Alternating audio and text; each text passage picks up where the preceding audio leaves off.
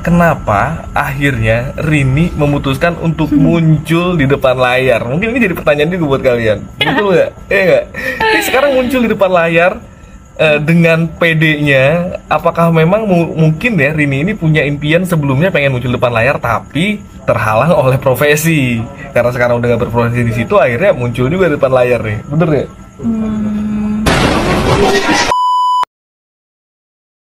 Oke, mungkin bener kayak yang lo bilang tadi ya, kayak mungkin sebenarnya lo punya impian atau cita-cita tapi terhalang profesi, mungkin itu salah satu juga gitu. Tapi sebenarnya ada satu titik, pertama memang dari dulu tuh udah bikin channel gitu, tapi kayak video-video random. Mungkin udah, kalau misalkan gue nggak lupa passwordnya ya, itu mungkin channelnya udah ada dari 6 tahun lalu. Udah lama juga ya? Udah lama juga. Apa nama channelnya coba? Rini Rich.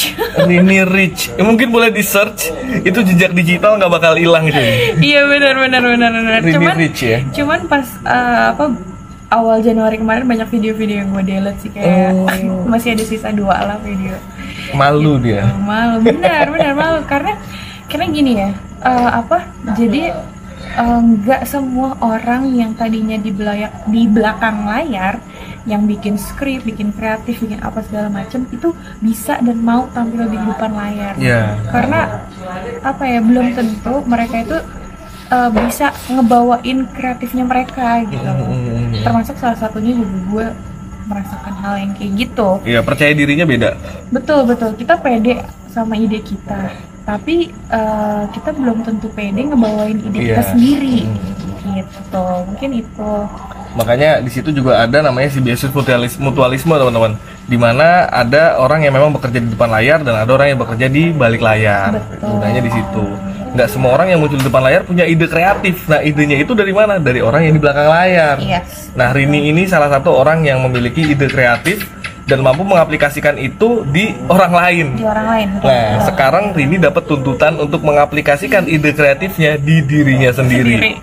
Betul. Jadi dunia konten kreator ini bukan dunia yang mudah sebenarnya. Iya, betul. Dan memang mungkin karena gini, audiens itu kan cuman bisa ngelihat kita di depan layar.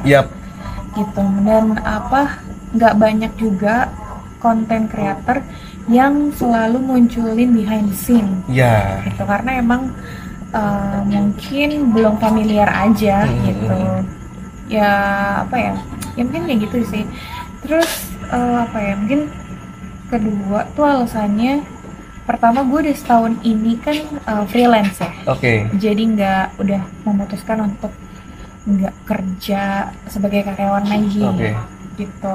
Itu juga mungkin suatu keputusan yang besar, ya kan? Saya mungkin dulu kita bisa dapat 2 digit berapa gitu kan. Sekarang harus berjuang bener-bener berjuang, itu juga dapatnya nggak jelas. Itu juga yang akhirnya membangkitkan gue kayak kayaknya nggak bisa nih gitu kan, cuman freelance. Tapi maksudnya gini, soalnya freelance itu kadang ada project, lama nggak ada, gitu kan. Jadi kayak pas waktu senggangnya itu kan kita kayak nggak ngapa-ngapain kan, bingung gitu. Terus juga pasti banyak pengeluaran juga, tapi pemasukannya kurang gitu kan. Jadi itu juga sih yang yang membuat gue, yang men-trigger gue untuk kayak oke deh, gue berani terjun di depan layar akhirnya ya kan. Tapi ini story yang sangat-sangat deep buat gue sih. Apa tuh? Jadi selain tadi kan 2 alasan ya, yang ketiganya itu ketika gue emang manajerin Irfan tuh dari tahun lalu, sampai akhirnya Irfan ketemu misi Tiko gitu kan. Terus sampai akhirnya gue datang ke sana terus ketemu kalian. Gitu. Itu masih belum menggerakkan gue tuh sampai detik beberapa bulan yang lalu lah gitu kan. Itu masih belum menggerakkan gue, tapi gue selalu memperhatikan nih teman-teman semua kan, kayak gimana kalian tuh struggling, caranya segala macam, terus bikin idenya seperti apa, sampai akhirnya kita bisa saling sharing ya kan, nge-brainstormingnya gitu. Gimana? Iya, brainstormingnya gimana. Terus ketika banyak ngobrol nih sama teman-teman kreator semua yang ada di sini khususnya gitu ya, itu yang benar-benar menginspirasi gue sih. Apa kayak gue bisa nih. Iya, maksudnya kayak gue selalu ngomong kayak contoh deh kalau kayak Sat, ini lo tuh kurang ini gitu kan. Terus ketika lo mengaplikasikan apa yang gue omongin, itu tuh kayak jadi kebanggaan sendiri buat gue gitu loh.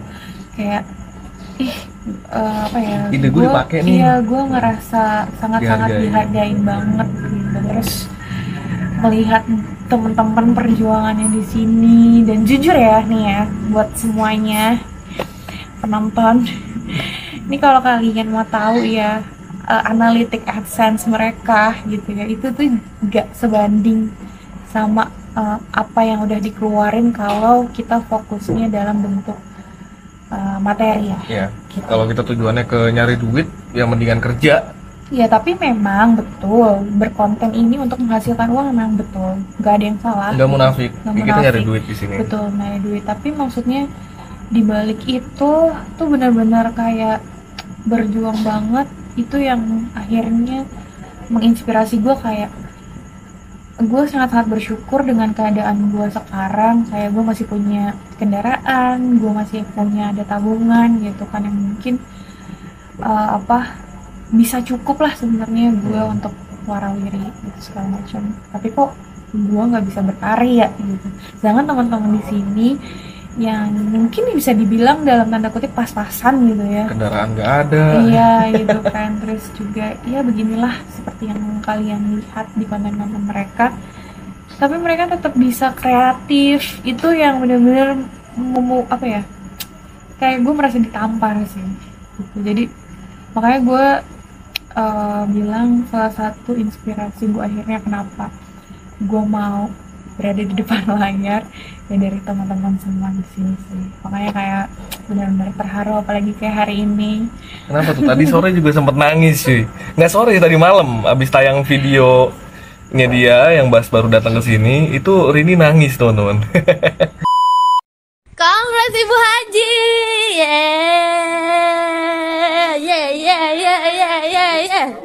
Gimana Kak Satria? Mantap ya? Ya nangis lah. Oh lucu. Ih kenapa nangis? Kak Charlie, Kak Rini nangis seriusan, gak bohongin. Iya, lihat sini. Menangis sih, kasihan. Ya nangis, lucu banget. Ini mau videoin nggak? Kenapa lu jadi kameramen? Lucu banget. Semangat. Semangat ya. Sukses pokoknya YouTube-nya, amin. Sukses. Kenapa Rini nangis? Iya, ya itulah gue kesini memang gak munafik, gue pengen konten gitu, pengen dapat konten lah istilahnya. Makanya gue harus pergi nih keluar di rumah. Terus gue nggak ada ekspektasi apa-apa gitu, maksudnya gue juga nggak bener-bener ngonsepin konten gitu. Tapi ketika sampai sini tuh yang langsung kayak ayo konten gitu kan, sini gue reportin, gue jadi kameramennya nih dia ya gitu kan, gue jadi kameramennya ini segala macam, ayo report segala macam. Terus gue juga sampai bingung, iya udah, gue dalam hati ya kayak iya udah sih orang nggak mau gitu kan, tapi kayak maksa banget gitu kan. Ya udah, tapi akhirnya gue ikuti segala macam. Terus kayak ngedit juga kan, kayak bantuin ini kan kalau ngeditnya begini gitu kan. Terus sampai akhirnya oh ya deh, yaudah gue semangat gitu. Terus sampai tadi udah nih saat gue selalu tukar pikiran sama Satria soal editing. Saat ini udah nih, saat cara bikin thumbnailnya gimana saat ini, ayo edit ini gitu kan. Maksudnya itu bener-bener kayak disupport banget gitu loh.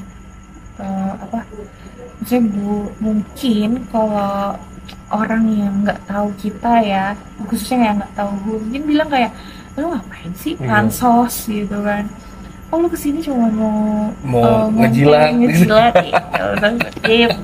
Padahal kalau Rini mau ngejilat bisa ngejilat artis yang lebih besar dari kita cuy. Karena relasinya Rini ini luar biasa.